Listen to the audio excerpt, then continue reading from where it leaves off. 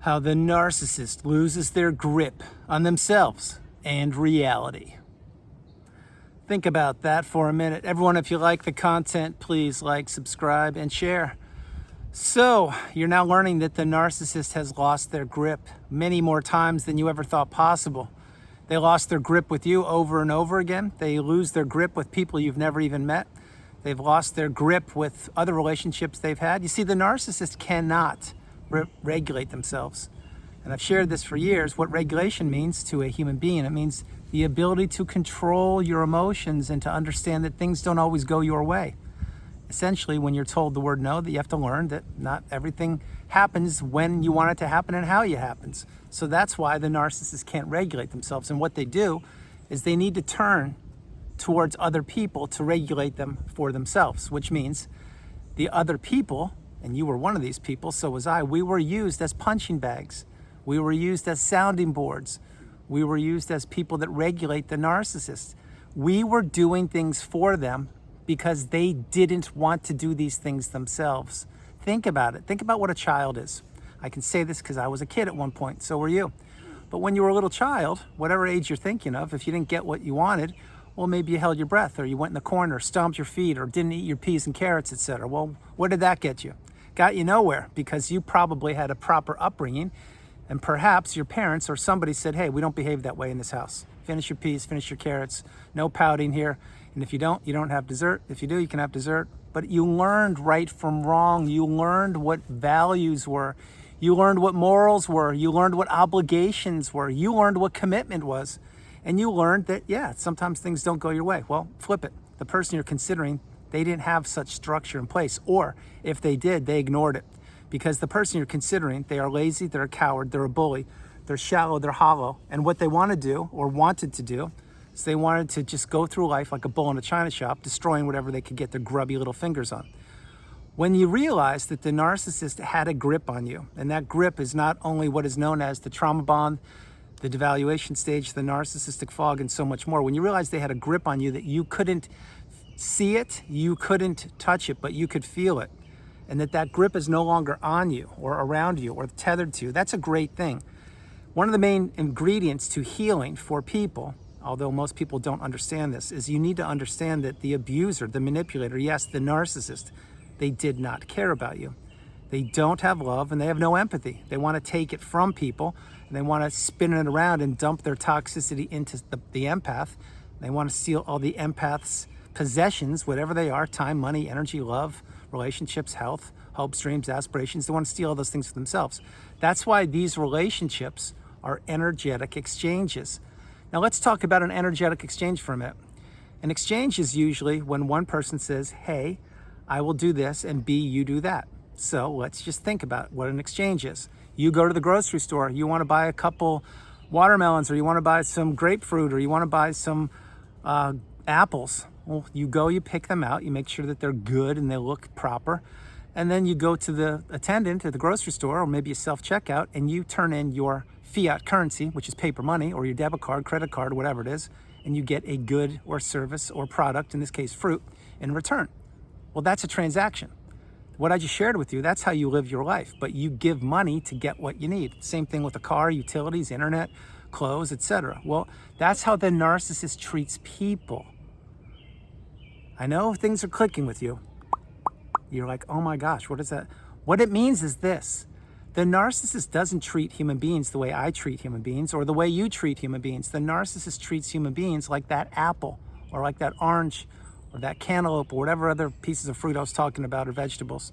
You see, everything is a transaction to the narcissist. The key for this part of the video is the narcissist doesn't want to pay the money to get the good or service.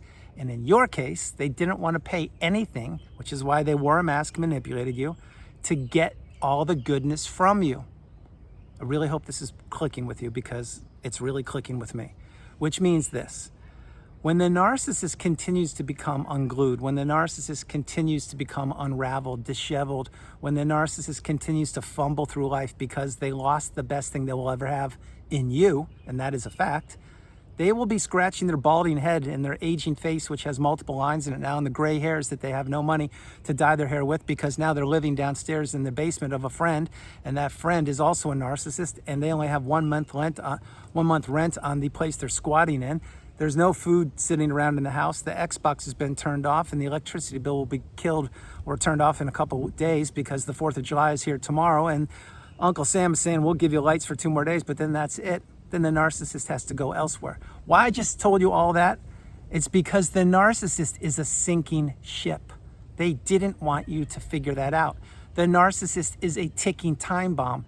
You were around them when they imploded or exploded hundreds of times, but you couldn't put 2 and 2 together. The narcissist is a manipulator. Now you know that. The narcissist also wears masks. Now you know that. But the key for this video is when the narcissist loses their grip on you, which means you've finally gotten the message, and you've gotten off the radar, and you've gone no contact and maintain your boundaries, etc. That is a good thing for you. Is it a good thing for the narcissist? No. Do I care about the narcissist? No. Do I want the narcissist to live an abundant, fruitful life? Yes, but that will never happen because the narcissist keeps getting powder kegs of dynamite back in the Acme Wile E. Coyote Roadrunner cartoons that you watched with the Roadrunner and Wile E. Coyote, and kept on blowing up or detonating what was going on. So the narcissist can never live an abundant, peaceful, fruitful life. They can live a life in an existence, in a fake existence, in a fake reality, with all the fake cars and all the pretty boys or girls that they call friends, wink, wink, from Hotel California. But the narcissist is anything but authentic. And they will never be satisfied. They will never be satiated. They'll never be pleased. They can't be happy for themselves or for other people. Because again, within the narcissist is a huge void, a huge bottomless pit. And that pit must be filled with what is known as supply. You were supply. You are not supply. I was supply. I am not supply. We are beautiful, bright, shining lights. We are empaths. We were trapped and captured for a period of time, and now we're out. Once we're out, we stay out. And once we're out and the narcissist loses their grip on us, that's when things begin to turn in our favor. I've shared this for so many years in videos. The narcissistic abusive cycle is in 4 parts. The beginning is the euphoric stage or the love bomb that not everybody experiences, but that's when the narcissist is thinking you're the best thing since sliced bread and you were doing the same, which is not sustainable. And that's when the narcissist is learning all about you. Part 2 is the devaluation stage, when the narcissist knows all the information they need to know about you, which means what your routines are, how much money you have, your health concerns, your relationships, and what you want to do in the future, and more. Once the devaluation stage is over and the narcissist has taken whatever they can from you, or past tense could from you, then comes the discard or the ending of the relationship. No matter how that relationship ended, it ended when it was supposed to, and it had to end eventually because each and every narcissistic relationship has an expiration date. How's that for a sentence without taking a breath? And the 4th part, at times, is a hoover. The narcissist at times will attempt to hoover people back into communication. A hoover doesn't mean the narcissist wants to get back with you. It means they're testing the temperature of you to see if you've healed and to see where you are in the journey. Essentially to see if they finished you off or if you're still open to communicate with them. You should never communicate with the narcissist. Never in 1,000 years. I'll do it 3rd time. Never. That's why you have to maintain your boundaries and go no contact. But when the narcissist loses their grip on you, it's a great thing. It's a fantastic thing. Again, nothing happens in a minute. Nothing happens overnight. It happens over time. That's why the healing path is not linear. It will take time. It will take a lot of time. But in your time, you will heal when you utilize the tools that I provide for you, and with all the insightful, intuitive, inspirational, and absolutely magnificent comments from all over the world. You see, at one point, we all were the new supply. At one point, the narcissist had their grip on us. At one point, we were vulnerable. We were broken, naive. At one point, we kept on trying to fix an unfixable relationship. At one point, we thought that the narcissist would finally see the light and they would actually stop being so negative or toxic and say, you know what, wow, I really want to be a good person. I think I can do that. I want to grow with you. I want to be a good person. Those days never happened. Why? Because you can't give what you don't have. And inside the narcissist is nothing. Nothing but a big, huge void. See this? This is a circle. It's emptiness. There's nothing there. That's what the narcissist has within them. But they never wanted you knowing that or figuring it out.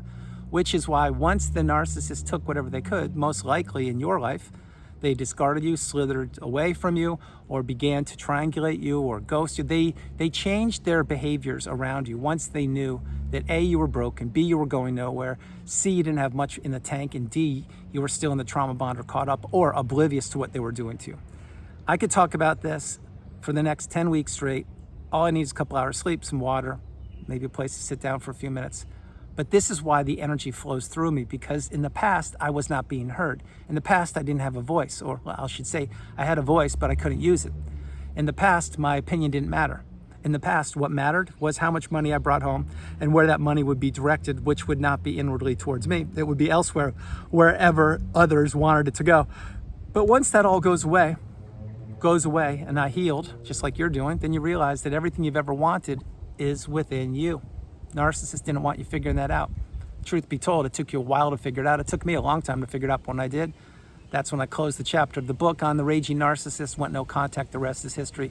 That's why you need to recognize and realize the narcissist will continue to go around in that loop, continue to be looking for the next new shiny object, thinking that that will be the one person. But you know what? It's never sustainable, because the narcissist has a bottomless pit within them, and it can never be plugged up for any moment of time, for any length of time, I should say.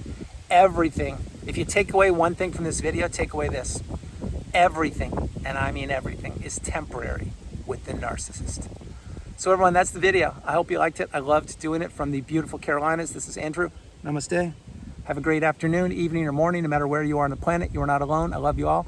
And I'll talk with you tomorrow. This camera's getting hot because it is almost 100 degrees where I am right now. You can tell by the shirt, meaning it's super hot. So I'm going to close the video. I love you all. God bless you, and I'll talk with you tomorrow. Bye, everybody. Bye.